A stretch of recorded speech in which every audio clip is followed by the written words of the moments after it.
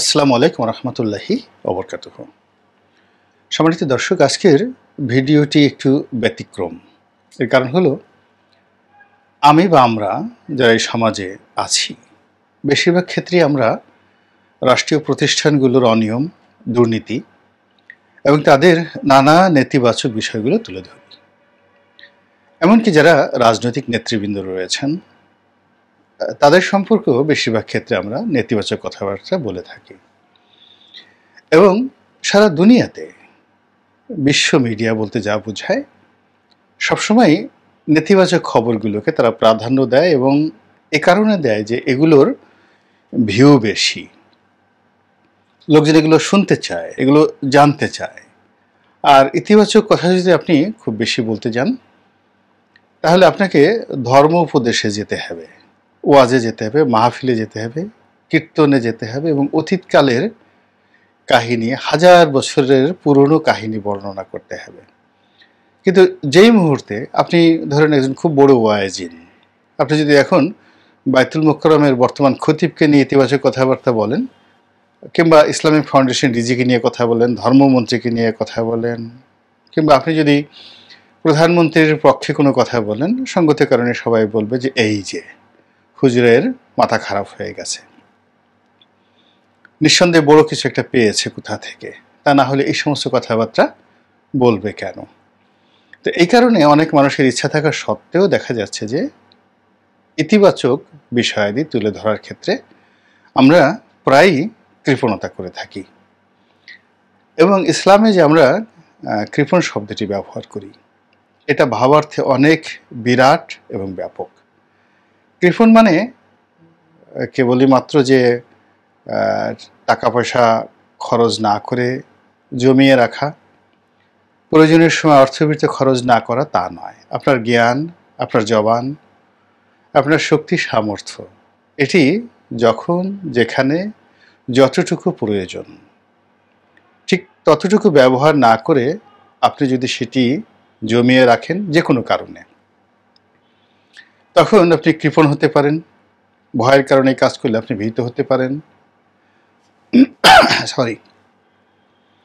কিংবা অন্য কোনো কারণে যদি আপনি লোভের কারণে যদি জবান বন্ধ রাখেন, তাহলে আপনি লোভী হতে পারেন।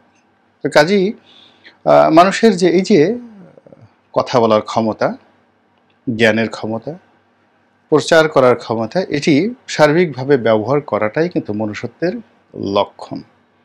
জানলে বলতে হবে। তো সেই উদ্দীপনা থেকে মূলত আজকের যে ভিডিওটি, এটি একটা ইতিবাচক ভিডিও। আমাদের দেশের একটি রাষ্ট্রীয় সংস্থা রয়েছে, দুর্নীতি দমন কমিশন। এই কমিশনটা নিয়ে মানুষের হতাশার শেষ নেই।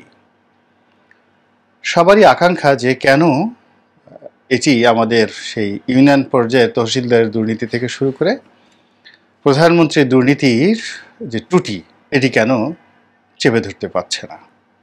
প্রধানমন্ত্রী বলতে এখন এই যে শেখ হাসিনা প্রধানমন্ত্রী তা নয়, শাহ আজিজুর রহমান সাহেব যখন প্রধানমন্ত্রী ছিলেন, মিজানুর রহমান চৌধুরী ছিলেন, আমি ঠিক অ্যাজ এ হোল এটিকে কমন নাউন হিসেবে ব্যবহার করছি।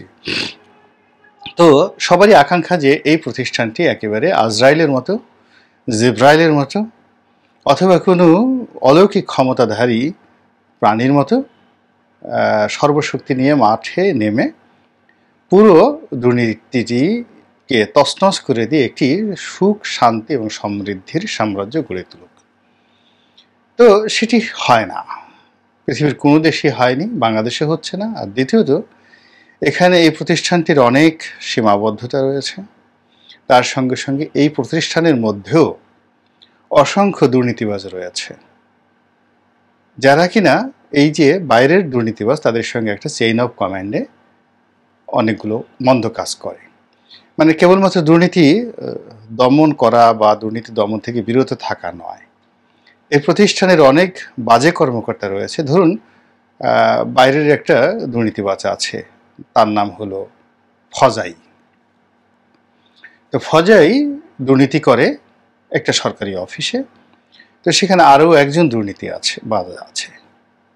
তো আরও একজন দুর্নীতিবাজ আছে যার সঙ্গে সে দুর্নীতিতে পেরে ওঠে না। তখন ফজাই করে কি, দুর্নীতি দমন কমিশনে যদি তার কোনো দুলাভাই থাকে, সিন্ডিকেট থাকে, যার নাম ধরুন ভজাই, মানে ফজাইয়ের সেই দুলাভাই ভজাই, সে ভজাইকে বলল যে দুলাভাই ঠিক আমার যে প্রতিদ্বন্দ্বী তাকে ধরো, এবং ওখান থেকে অর্থাৎ আমার টেবিলে 100 টাকা ইনকাম হতো আর আমার প্রতিদ্বন্দ্বীর ইনকাম হতো 100 টাকা। তো আমরা ওই বাকি 100 টাকা যেটা অতিরিক্ত হবে এরপর থেকে এটা দুই ভাই মিলে ভাগাভাগি করে নেব। তো এরকম মন্দ লোকের সংখ্যা যে দুর্নীতি দমন কমিশনে নেই এ কথা কিন্তু আমরা বলতে পারি না। কিন্তু তারপরেও এখানে অনেক সৎ ভালো কর্মকর্তা এবং বিভিন্ন সময় সাংগঠনিকভাবে বা সাংবিধানিকভাবে যারা নিয়োগপ্রাপ্ত হয়ে এসছেন, চেয়ারম্যান এবং কমিশনার, অনেক অনেক ভালো কাজ করার চেষ্টা করেছেন এবং অনেকে কিছুটা হলেও সফল হয়েছেন। তো সেই দিক থেকে এখন বাংলাদেশে যে দুর্নীতির বোমাগুলো একটার পর একটা বিস্ফোরিত হচ্ছে এবং যেভাবে দুর্নীতিবাজরা ধরা পড়ছে, যেভাবে দুর্নীতির খবর প্রকাশিত হচ্ছে এবং সেই দুর্নীতিবাজদেরকে সীমিত সামর্থ্য থাকা সত্ত্বেও দুর্নীতি দমন কমিশন যেভাবে অক্টোপাসের মতো চেপে ধরেছে তা আমার কাছে ব্যক্তিগতভাবে ভালো লেগেছে। যেমন ধরুন বেনজির, এখন বেনজিরের বিরুদ্ধে মামলা করা, এই জন্য কিন্তু দুর্নীতি দমন কমিশনের কর্মকর্তাদেরকে আমি যদি জেলা জজ কোর্টে মামলা করতে যাই, আমাদেরকে যে দুর্ভোগ দুর্দশা পোহাতে হয় তাকেও গিয়ে কিন্তু সেখানে দুর্ভোগ দুর্দশা পোহাতে হয়েছে। সেই উকিল, তাদের যে প্যানেল লয়ার আছে তাদের কাছে গিয়ে বসে থাকতে হয়েছে, আদালতে গিয়ে বসে থাকতে হয়েছে, তথ্য উপাত্ত হাজির করতে হয়েছে এবং সেখানে আপনি মামলা করতে গিয়ে আপনাকে যেভাবে বোঝাতে হয়েছে বিচারককে, ওদেরকেও ঠিক একইভাবে বোঝাতে হয়েছে। তো সেখানে এই যে যারা কর্মকর্তারা, একাধিক কর্মকর্তারা বিভিন্ন মামলা করার জন্য কোর্টে দৌড়াদৌড়ি করছেন, এটি চারটিখানি বিষয় নয়। আবার সেই মামলাগুলো যখন কোর্ট থেকে আনা হলো তখন যেমন ধরুন বেনজিরের বাসা সিজ করা হবে, বাগান বাড়ি সিজ করা হবে। এখন সেই কর্মকর্তাদেরকে থানা নিয়ে, পুলিশ নিয়ে, ম্যাজিস্ট্রেট নিয়ে, তারপরে শেষে আরও লোকজন নিয়ে, নিজস্ব প্রোটেকশন নিয়ে তাদেরকে কিন্তু সেই জায়গাতে যেতে হয়েছে এবং সেখানে তাদেরকে অনেকগুলো ঝুঁকি, কেউ তাদেরকে মারতে আসতে পারত এবং বেনজিরের বাগান বাড়িতে একটা কুকুর ছিল, ডেইলি 5 কেজি সেখানে মাংস খেত। সেই কুকুরটা যদি লেলিয়ে দেওয়া হতো তাহলে সে অন্তত পক্ষে অনেক মানুষকে সে আহত করতে পারত। তো এরকম ঝুঁকিগুলো নিয়ে তাকে কিন্তু সেই স্পটে যেতে হয়েছে। একইভাবে বেনজিরের বাসায় যেতে হয়েছে। এখন বাসার মধ্যে ধরুন বেনজিরের কথা বলছি না, অন্য যে কোনো অপরাধী, তারা বাসার মধ্যে এমন কিছু গ্যাস রেখে গেল, যদি আপনার প্রস্তুতি না থাকে দরজা খোলার সঙ্গে সঙ্গে সেই গ্যাসগুলো আপনার নাকে মুখে লেগে আপনি সঙ্গে সঙ্গে সেখানে মরে যেতে পারেন। বা ঘরের মধ্যে অনেকগুলো সে বিষধর সাপ রেখে গেল একটা সিন ক্রিয়েট করার জন্য। তো ড্রয়ার আপনি খুঁজতে গেলেন, ড্রয়ারের মধ্যে সে কতগুলো সাপ রেখে দিয়ে গেল। তো এই বিষয়গুলো কিন্তু সংশ্লিষ্ট কর্মকর্তা কর্মচারীদেরকে মাথায় নিয়ে তারপরে স্পটে যেতে হচ্ছে এবং সেই কাজগুলো দুর্নীতি দমন কমিশনের লোকজন কিন্তু করে যাচ্ছেন।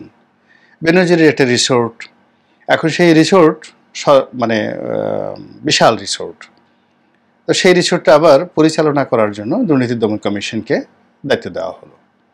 এখন সেটি করার জন্য তো তাদের অতিরিক্ত জনবল লাগবে, সেখানে একজনকে নিয়োগ দেওয়া হয়েছে, তিনি আবার বাকিগুলো ম্যানেজ করে সেই কাজগুলো করছেন এবং এটিকে একটা লাভজনক প্রতিষ্ঠান তাকে নিতে হচ্ছে এবং তাকে জবাবদিহি করতে হচ্ছে। ফলে এই যে দুর্নীতিবাজরা দুর্নীতি করেছে, হয়তো আনন্দ করেছে, ফুর্তি করেছে, আবার এই দৃশ্যগুলো ধরা পড়ার পরে আমরা দেখছি, আমাদের খুব মজা লাগছে, আনন্দ লাগছে, কিন্তু সত্যিকার অর্থে এই দুর্নীতি দমন করতে গিয়ে দুর্নীতি দমন কমিশনের যে কর্তা ব্যক্তি, তাদেরকে কিভাবে এই রোদ বৃষ্টি গরম বিরূপ আবহাওয়ার মধ্যে কিভাবে তাদেরকে সেই দৌড়াদৌড়ি করতে হচ্ছে, এই বিষয়গুলো কিন্তু আমাদেরকে সহানুভূতির দৃষ্টি নিয়ে দেখতে হবে।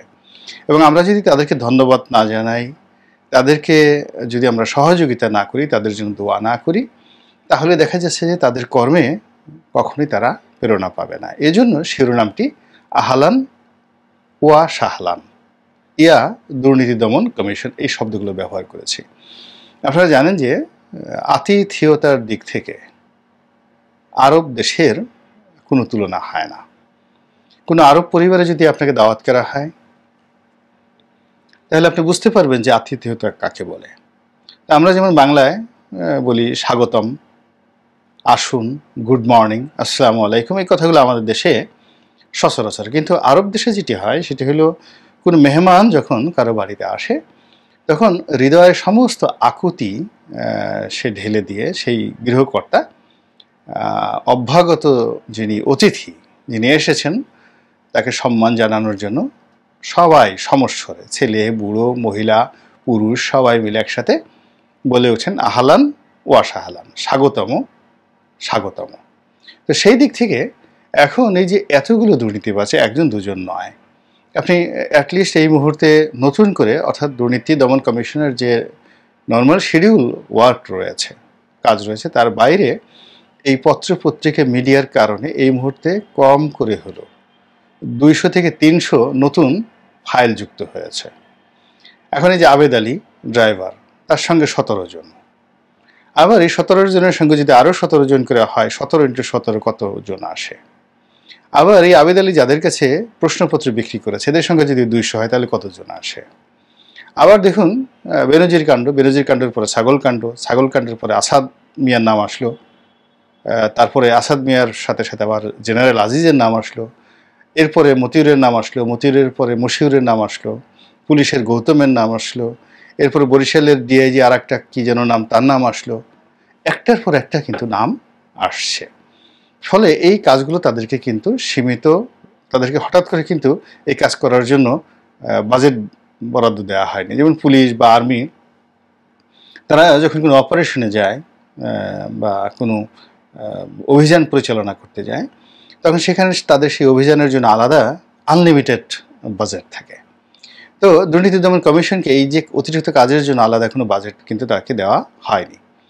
এদেরকে শুদ্ধাচার পুরস্কার দেওয়া হয় পুলিশে বা অন্যান্য বিভাগে। এরকম দুদকের কোনো কর্মকর্তাকে শুদ্ধাচার পুরস্কার দেওয়া হয়েছে, ধন্যবাদ দেওয়া হয়েছে, বা তাদেরকে প্রমোশন দেওয়া হয়েছে, এ পর্যন্ত কোনো ভালো কর্মের জন্য তাদেরকে সংবর্ধনা দেওয়া হয়েছে রাষ্ট্রের পক্ষ থেকে, আমি দেখিনি। আপনারা দেখেছেন কি না বলতে পারবো না। তো যাই হোক, এই যে একটা প্রতিষ্ঠান, সরকারি একটা প্রতিষ্ঠান দীর্ঘদিন ধরে কাজ করছে, তাদের অনেকগুলো ব্যর্থতা আছে, অনিচ্ছা আছে, মন্দ কাজ আছে, তার সঙ্গে সঙ্গে অনেক ভালো কাজও তো আছে। এখন এই সময়টাতে দুদকের নাম শুনলে যেভাবে মানুষ ভয় পাচ্ছে, দুর্নীতিবাজদের মধ্যে যেভাবে একটা আতঙ্ক তৈরি হয়েছে, এটাই কম কিসে। তো কাজেই আমরা যদি সবাই যার যার মতো করে সাহায্যের হাত বাড়াই, কারো কাছে যদি তথ্য থাকে, উপাত্ত থাকে, যদি কোনো ডকুমেন্ট থাকে, প্রমাণপত্র থাকে, সেই বিষয়গুলো যদি আমরা এই দুর্নীতি দমন কমিশনের যে সংশ্লিষ্ট কর্মকর্তারা, তাদেরকে নাগরিক হিসেবে গিয়ে দেখা করে তাদের কাছে সেই তথ্যগুলো সরবরাহ করি, এটি কিন্তু দুদক চায় যে তাদেরকে কেউ করুক। তো সেই ক্ষেত্রে তাদের যে কর্ম অনেকটা সহজ হয়ে যায়। তো কাজেই দুর্নীতি দমন কমিশন এখন যে সময়টিতে যে কাজগুলো করছেন, আমি ব্যক্তিগতভাবে স্বাগত জানাচ্ছি, তাদের জন্য দোয়া করছি, এবং তাদের কর্মে যেন আল্লাহ রাব্বুল আলামিন বরকত দান করেন এই প্রার্থনা করছি। আসসালামু আলাইকুম ওয়া রাহমাতুল্লাহি ওয়া বারাকাতুহু।